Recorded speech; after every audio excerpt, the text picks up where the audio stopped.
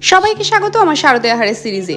বাঙালি ফ্যামিলিতে দুর্গাপুজোতে অবশ্যই চিকেন বা মাটন হবে। তো চলো আজকে একটা দারুণ রেসিপি শেয়ার করি। প্রথমেই শুকনো খোলায় গোটা গোলমরিচ, শুকনো লঙ্কা, গোটা গরম মশলা আর মৌরি ভালো করে একদম টেলে নিয়ে পিষে নিয়েছি শিল। এবার একটা বলে আমি নিয়েছি এখানে 1 কিলো মাংস, তার মধ্যে নিয়েছি আমার বানানো মশলা, টক দই, পেঁয়াজ, রসুন, আদা, লঙ্কা বাটা, হলুদ, পরিমাণ মতো নুন, সর্ষের তেল আর টমেটো কুচি। ভালো করে চিকেনটা ম্যারিনেট করে প্রায় ঘন্টা 2 রেখে দিয়ে এবার কড়াইতে সর্ষের তেল নিয়ে তার মধ্যে কুচি করে রাখা পেঁয়াজ, যেই পেঁয়াজটা ভাজা ভাজা হয়ে এলো তার মধ্যে ম্যারিনেট করে রাখা চিকেনটা দিয়েছি আর ভেজে রাখা আলু দিয়েছি। আলু ছাড়া আমাদের চিকেন একদম অসম্পূর্ণ। মিডিয়াম আঁচে 15 মিনিট মতো কষিয়ে দিয়েছি কাজু বাটা আর পোস্ত বাটা। ভালো করে নাড়িয়ে চাড়িয়ে উপর থেকে কাঁচা লঙ্কা দিয়েছি, পরিমাণ মতো গরম জল দিয়ে ঢেকে রেখে দিয়েছি। এবার ঢাকা দিয়ে 15 মিনিট পুরো চিকেনটাকে হতে দিয়েছি। আফটার 15 মিনিট নামানোর আগে দিয়েছি গরম মশলার গুঁড়ো আর ওইদিকে দিয়েছি কাসুরি মেথি। যা সুন্দর গন্ধ বেরিয়েছে বলার মতো নয়, ভীষণ ইয়াম্মি। এটা রাইস বা পরোটা দুটোর সঙ্গেই ভালো লাগবে। টাটা।